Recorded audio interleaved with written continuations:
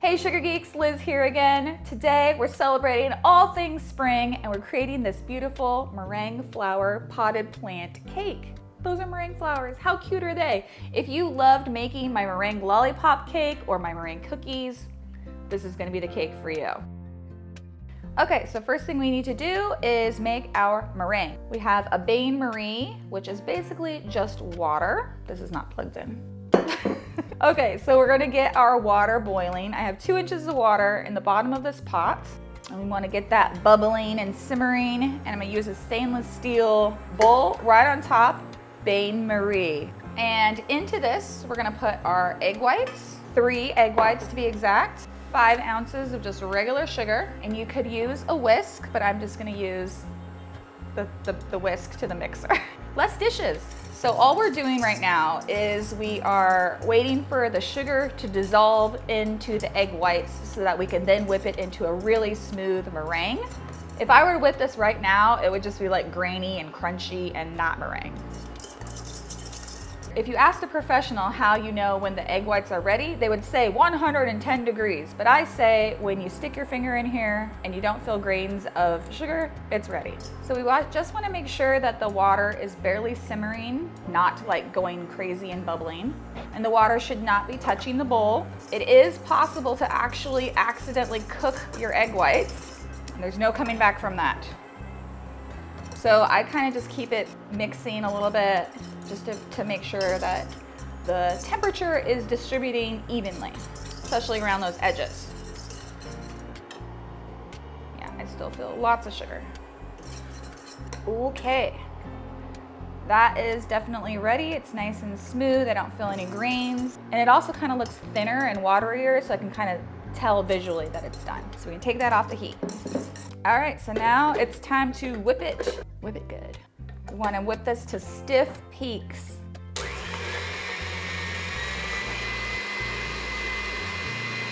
Just let that go. Walk away. Once you have kind of just a soft meringue, go ahead and add in your cream of tartar, which is just going to help stabilize that meringue.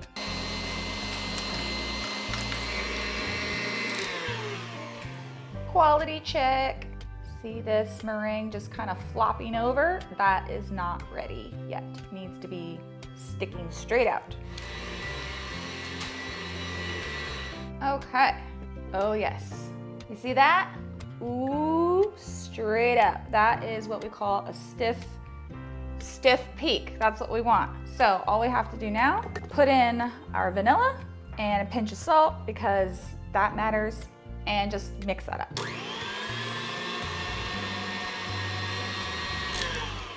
Okay, let's make some flowers. I'm just gonna take a glob of my meringue and put it into 4 separate bowls, and then we're gonna use Americolor gels or whatever food coloring you have to just add some color.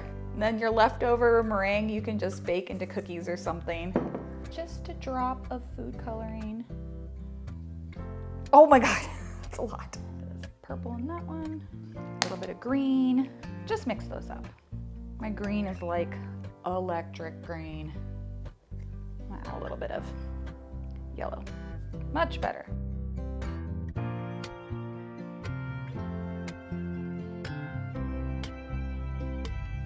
Okay, time to make our flowers. So I have several different piping tips here.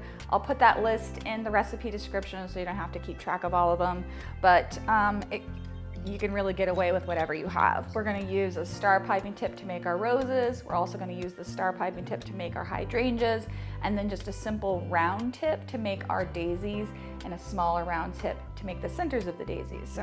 And then I also have a piping tip that's for the leaves. Okay, so we're gonna start with our roses. Those are super simple. Get your confidence up and be like, yes, I can do this. I have my half sheet pan lined with some parchment paper. And in my experience, the parchment tends to like to fly away. So we're just gonna put a couple little dabs. Piping bag, fold it over. Don't forget your piping tip. I never do that. And then cut the tip of your piping bag off just enough so that the end of the piping tip sticks out. Don't cut too much of your piping bag off. I never do that either.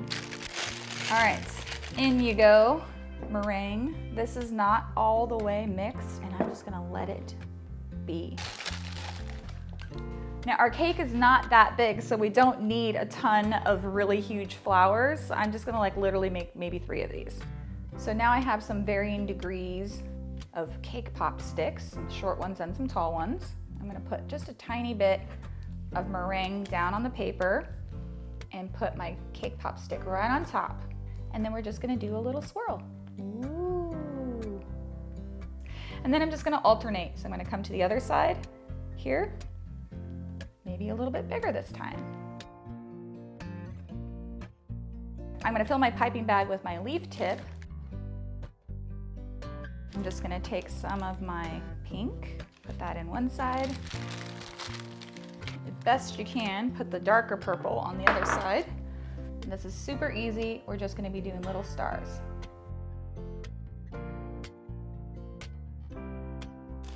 Moving on to some daisies. And we're gonna start on the outside of the petal and move towards the center. A little swirl of yellow. Voila.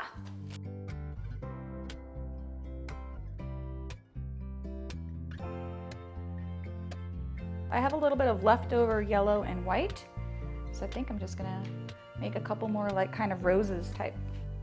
Oh, pretty. Okay, so my oven is preheated to 200 degrees Fahrenheit. That's Fahrenheit. Do not burn your cookies. And I'm gonna put those in there for 60 minutes, and then I'm gonna turn off the oven and then just leave them in there. Forget about them, walk away. The longer they're in there, the more stable and beautiful they're gonna be. Okay, so now we're gonna create our really cool buttercream texture that looks just like concrete, but you know, tastes like cake. I already have my cake fully frosted and chilled and ready to go with that final coat of buttercream. If you need more information on how to frost and fill your first cake, go check out my other tutorial. So, funny thing about black food coloring is it always has either a green undertone or a purple undertone. So if you add a drop of black to white and you're like, oh my gosh, this is purple, or oh my gosh, this is green, that's totally normal. All you have to do is add a drop of yellow to counteract the purple or a drop of red to counteract the green. And I can see this has a tiny bit of a purple undertone, so I'm gonna add an itty bitty drop of yellow. And now we have a nice neutral gray buttercream. Do not add more than a tablespoon of black or it's going to taste disgusting. Now we're gonna make a slightly darker color. I'm gonna start with some cocoa powder. This is gonna darken up my buttercream and also make sure it doesn't taste disgusting. Get that in there first. 2 drops black. And it's gonna be kind of like a lighterish gray color at first, but it will darken over time, so don't stress too much. There we go. You just kind of want this like dark slate color that doesn't look green. Okay, so now we're gonna do something really weird. Trust me, it's gonna be great.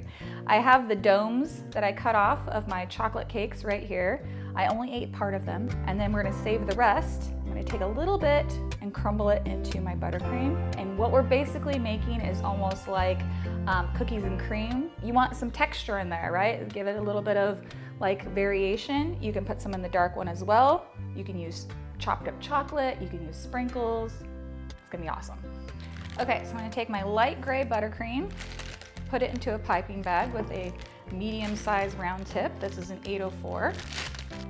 I'm just gonna put a border around the top. This will make sense later. Just go with it. Trust my genius. I love all the little indentations from the cake. It already just looks so much like concrete. It's a weird thing to want your cake to look like. I'm just gonna smooth that out a little bit on top so it's kind of flat. It doesn't matter if it's straight up and down right now. And we're gonna put some around the sides. We already crumb coated this cake, so it's pretty much done. We're just putting another layer of basically color. You know, these little like tears and things happen. That's great. That's magical.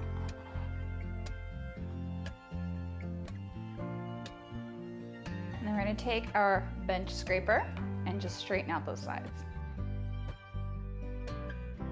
So now we're gonna take our other type of buttercream, the darker gray one, and we're gonna do some smudges. It's very, very precise. No, just kidding, very random. I actually learned this technique from my friend's Queen of Hearts Couture Cakes. They did a demo. We're gonna scrape just a little bit this way. And then stop. And you see these little like areas where it's kind of rough and pocked? Beautiful, keep it, don't ruin it. Now we're gonna come in with a little bit more white. Just here and there, same kind of randomness. You just don't want to over scrape because it will just blend everything together. Ready? We're gonna go the opposite direction. Use your left hand, it's so scary.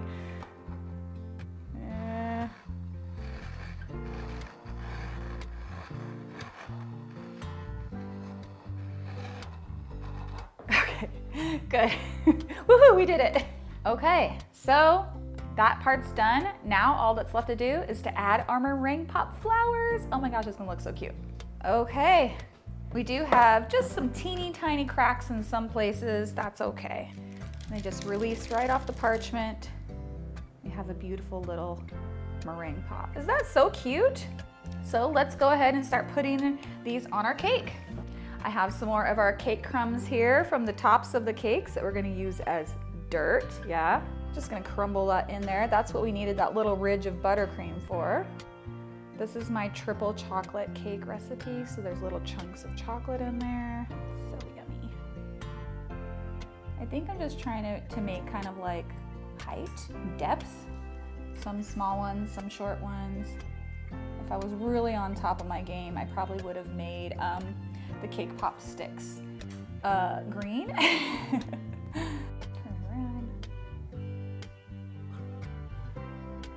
Ta-da! Oh, that's cute. If that's not the cutest little spring-themed cake you ever saw, I do not know what is. Oh, ooh, toasted marshmallow. I love my job.